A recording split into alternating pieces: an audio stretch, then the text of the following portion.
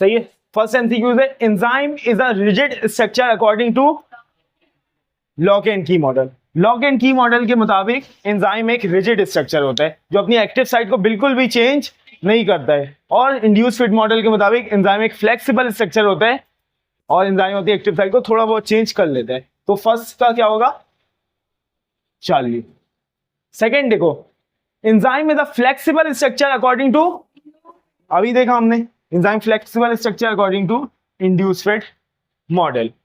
सही है, तो 2 का करेक्ट आंसर हो जाएगा beta induced fit model.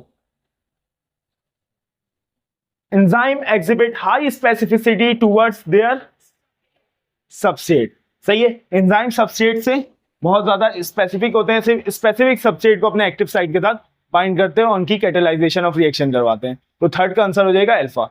Fourth देखो, enzymes are typically named by adding which suffix to the substrate name? Ase। सही, सबस्ट्रेट के नाम के साथ अगर हम लोग एज लगा देते तो वो एंजाइम का नाम बन जाता है। जैसे सक्रोज सबस्ट्रेट है, इसको सक्रेज कर दो तो एंजाइम बन गया। लैक्टोज लैक्टेज कर दो तो एंजाइम बन गया। माल्टोज माल्टेज कर दो, एंजाइम बन गया। लिपिड लाइपेज कर दो, एंजाइम बन गया। इस तरह सबस्ट्रेट के नाम के साथ ASE लगाते जाओ, एंजाइम बनते जाएगा। अच्छा, कुछ प्रोटीन अभी भी ऐसे हैं जैसे पेप्सिन वगैरह जिनके नाम के आगे एज नहीं लगा हुआ है, तो वो पहले डिस्कवर हुए थे और उसी वक्त उनका नाम रख दिया गया और फिर बाद में उनका नाम चेंज नहीं किया गया। सही है। 5 देखो, the active form of an enzyme is called holo enzyme. सही है, जब भी एक एंजाइम प्रॉपर एक्टिविटी परफॉर्म करता है हम उसको कहते हैं होलो एंजाइम। सही है। The pocket where substrate bind is an enzyme is known as, क्या होगा, एक्टिव साइट। वो पॉकेट ये देखो, वो पॉकेट जहां पे सबस्ट्रेट बाइंड हो उसको क्या बोलते हैं हम, एक्टिव साइट बोलते हैं। सही है, एक्टिव सेंटर लिखा हुआ है, एक्टिव साइट होगा। सही है। 7 देखो, enzymes following the lock and key model show specificity towards one specific substrate। देखो, लॉक एंड की मॉडल के मुताबिक एंजाइम अपने एक्टिव साइट को बिल्कुल भी चेंज नहीं करता है। सही है, तो वो एंजाइम जो लॉक एंड की मॉडल को फॉलो करते हैं उनमें सिर्फ एक ही सबस्ट्रेट बाइंड कर सकता है जो बिल्कुल इसी के स्ट्रक्चर का है, और कोई भी सबस्ट्रेट बाइंड नहीं कर सकता। मगर अगर कोई एंजाइम इंड्यूस फिट मॉडल को फॉलो करे तो वो अपने सब एक्टिव साइट को चेंज कर सकता है, जैसे ये। सही है, तो इसमें ये वाला सबस्ट्रेट ही बाइंड कर सकता है, ये सबस्ट्रेट ही बाइंड कर सकता है और ये सबस्ट्रेट ही बाइंड कर सकता है, क्योंकि ये अपनी एक्टिव साइट को क्या करेगा, सबस्ट्रेट के साथ थोड़ा बहुत चेंज कर लेगा, क्योंकि ये फॉलो करते हैं इंड्यूस फिट मॉडल को। सही है, तो ये एक से ज्यादा सबस्ट्रेट के लिए भी स्पेसिफिक हो सकते हैं। मगर एंजाइम जो कि लॉक एंड की मॉडल को फॉलो करे, लॉक एंड की मॉडल को, वो तो बहुत रिजिड होगा और वो सिर्फ एक ही सबस्ट्रेट की तरफ क्या होगा, स्पेसिफिक होगा। तो 7 का करेक्ट आंसर क्या हो जाएगा, Charlie 1 specific substrate.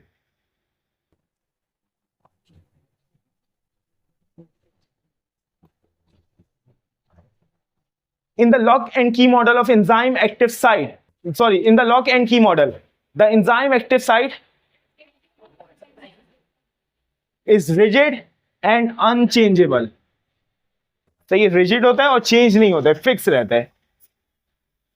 Option C, matches the shape of the substrate perfectly. हाँ, हो सकता है बिल्कुल।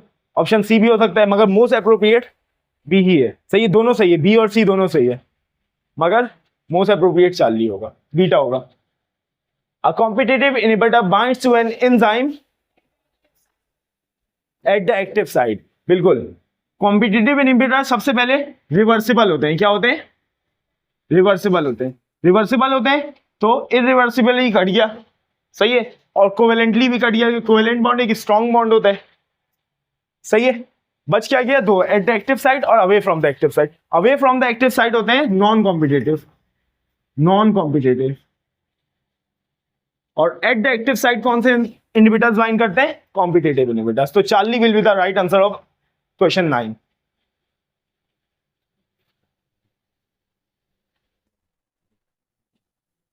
प्रोस्थेटिक ग्रुप 10 देखो, prosthetic groups typically binds to enzyme विया कोवेलेंट बॉन्ड। सही, प्रोस्थेटिक ग्रुप एक स्ट्रॉन्ग बॉन्ड के जरिए बाइंड करता है जिसको बोलते हैं कोवेलेंट बॉन्ड।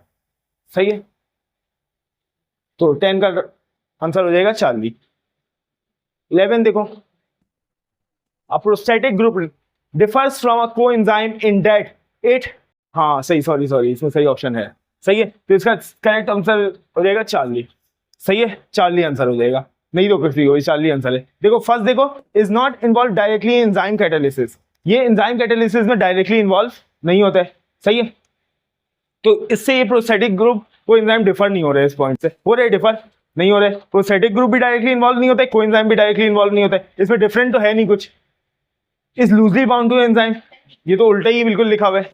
सही है, Charlie is an essential part of the enzyme structure, ये एंजाइम स्ट्रक्चर का एसेंशियल पार्ट होता है, एक्टिव साइट का नहीं बल्कि एंजाइम के स्ट्रक्चर का क्या होता है, एसेंशियल पार्ट होता है। सही है, जबकि कोएंजाइम के बारे में बात करें तो वो डिटैच हो जाता है, वो क्या हो जाता है, डिटैच हो जाता है। सही है,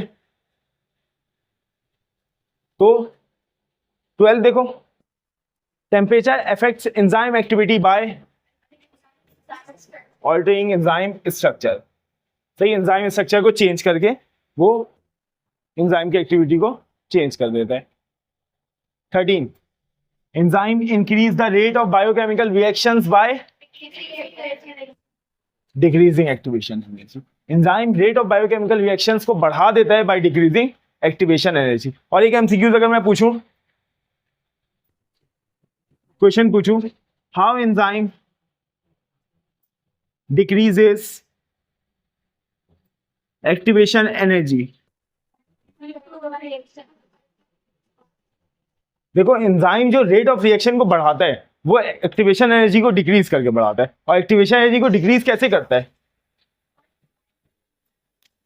बिल्कुल सही, by providing alternate path for the reaction, reaction का पाथ चेंज कर देता है। सही है, रिएक्शन का पाथ चेंज कर देते हैं, समझ आई बात, इस तरह की एक्टिवेशन एनर्जी को डिक्रीज कर रहा होते हैं। Alternate pathway alternate pathway for the reaction. सही है, 14 देखो, enzymes are characterized by which of the following, enzyme की कौन सी इसमें एंजाइम की कैरेक्टरिस्टिक्स है, yes, being specific for particular reaction, yes ये कैरेक्टरिस्टिक है। हैविंग मल्टीपल एक्टिव साइट्स, ये कैरेक्टरिस्टिक नहीं है एंजाइम की। Functioning in non biological system, नहीं है। बीइंग कंज्यूम इन रिएक्शंस, नहीं है। सही है, तो कैरेक्टरिस्टिक क्या हो गए, डेल्टा, तो 14 का राइट आंसर है डेल्टा। 15 देखो, enzymes are essential for breaking chemical bonds और forming chemical bonds, both breaking and forming chemical bonds, neither कैसे हो जाएगा, चार्ली। देखो कोई भी रिएक्शन, मैंने बताया था हमारी बॉडी में जितने भी रिएक्शन होते हैं उनको हम कहते हैं मेटाबॉलिज्म, और जब भी हमारी बॉडी में कोई भी रिएक्शन होता है, कोई भी मेटाबॉलिज्म होता है, या तो कोई चीज टूट रही होती है या तो कोई चीज बन रही होती है, या तो बॉन्ड टूट रहा होता है या तो बॉन्ड बन रहा होता है। अगर बॉन्ड टूट रहा है तो that is catabolism, that metabolism is catabolism, और अगर बॉन्ड बन रहे हैं तो दैट मेटाबॉलिज्म इज एनाबॉलिज्म। सही है, तो अच्छा, और सारे मेटाबॉलिज्म के लिए क्या चाहिए हमें, एंजाइम चाहिए, तो एंजाइम कैटाबॉलिज्म में यानी बॉन्ड तोड़ने में भी इन्वॉल्व होता है, एनाबॉलिज्म में यानी बॉन्ड जोड़ने में भी इन्वॉल्व होता है, तो चार्ली हो जाएगा both breaking and forming chemical bonds. 15 का राइट आंसर चार्ली।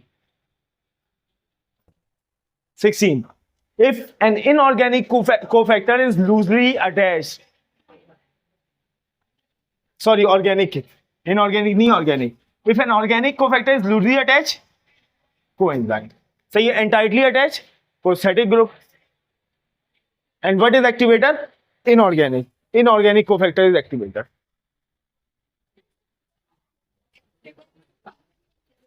coenzyme और activator हाँ फंक्शन में एक जैसे हैं, बस वो अलग अलग है, उनका सोर्स अलग है, एक ऑर्गेनिक है एक इनऑर्गेनिक है। Yes, who first identified the enzyme diastase in 1883, कौन था, William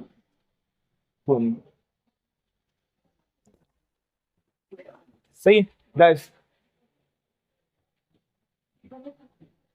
at what conditions are enzymes denatured? High temperature पे एंजाइम्स क्या हो जाते हैं? डीनेचर. लो टेम्परेचर पे डीनेचर नहीं होते, दोनों पे भी नहीं होते. सही. और टेम्परेचर इफेक्ट करता है एंजाइम को, तो डेल्टा भी आंसर नहीं होगा. तो करेक्ट आंसर क्या हो जाएगा? बीटा.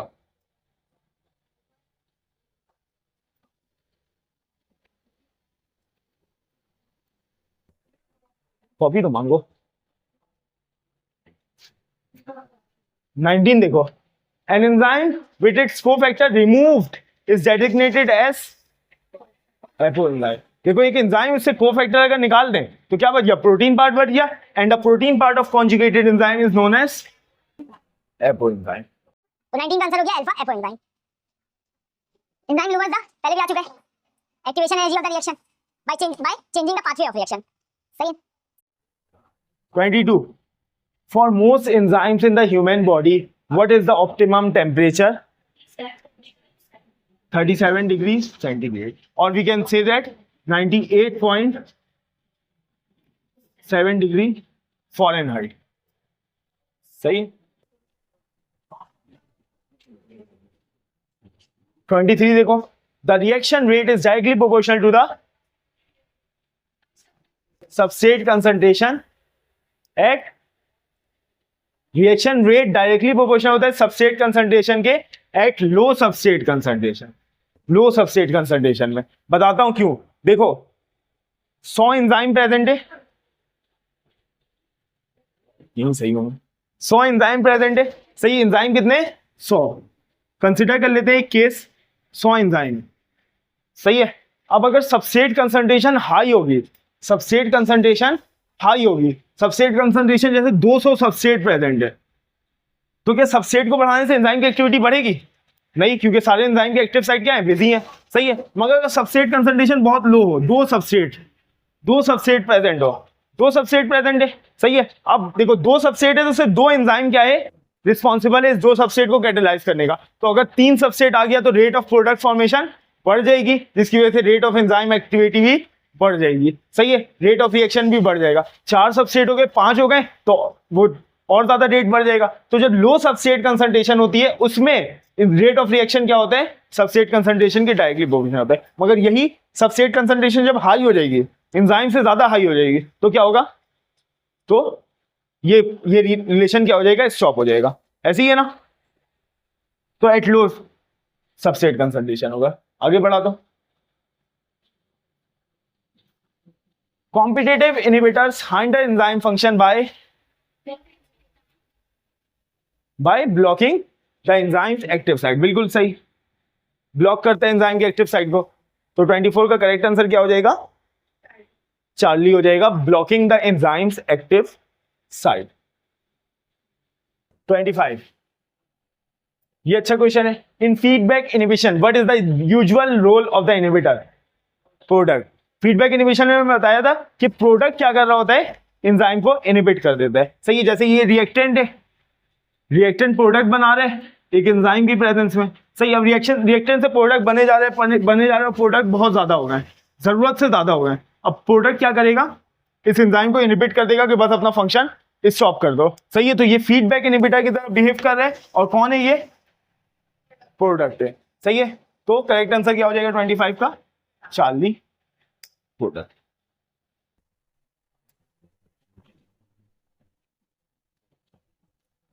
देखो.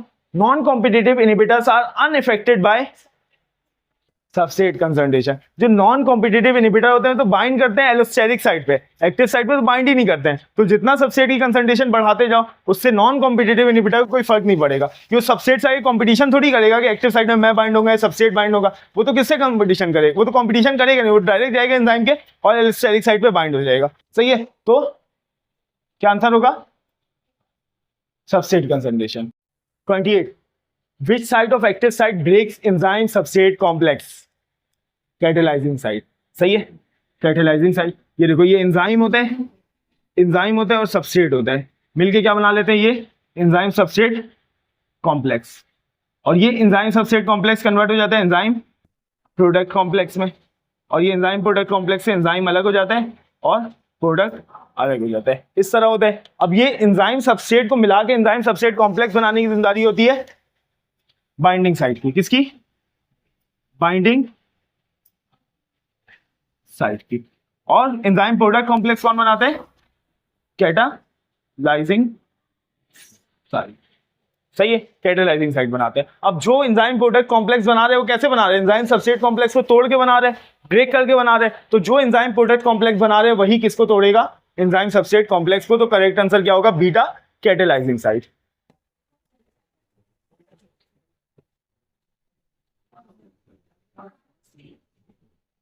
Inactive site of conjugated enzyme. चलो पढ़ लेते हैं, कर लेते हैं solve. Inactive site of conjugated enzyme. Only amino acids are present. Only cofactor is present. Both are present. No, no. देखो conjugated enzyme का हमें पता है। Conjugated enzyme का हमें पता है कि conjugated enzyme में प्रोटीन पार्ट भी होता है और नॉन प्रोटीन पार्ट भी होता है। प्रोटीन पार्ट को, नॉन प्रोटीन पार्ट को कोफैक्टर कहते हैं और प्रोटीन पार्ट को एपो एंजाइम कहते हैं। अब पता चल गया हमें। मगर कॉन्जुगेटेड एंजाइम का जो एक्टिव साइट होता है उसमें सिर्फ प्रोटीन प्रेजेंट होता है। हाँ बिल्कुल, उसमें सिर्फ प्रोटीन प्रेजेंट होता है। जो कोफैक्टर होता है, कोफैक्टर उसके स्ट्रक्चरल पार्ट में प्रेजेंट होता है। एक्टिव साइट में सिर्फ क्या प्रेजेंट होता है? प्रोटीन प्रेजेंट होता है। सही है, तो 29 का करेक्ट आंसर हो जाएगा अल्फा। समझ में आया? किसी को नहीं समझ में आया तो बताओ। आ गया सबको? 30 देखो, specificity of active site is due to shape of the active site and substrate, या charge on the active site, या बोथ? बोथ। सही है, एक्टिव साइट का जो शेप होता है और सबस्ट्रेट का शेप, ये दोनों कॉम्प्लीमेंट्री होते हैं आपस में। क्या होते हैं? कॉम्प्लीमेंट्री। और दूसरा, उनके चार्ज भी क्या होते हैं? कॉम्प्लीमेंट्री होते हैं।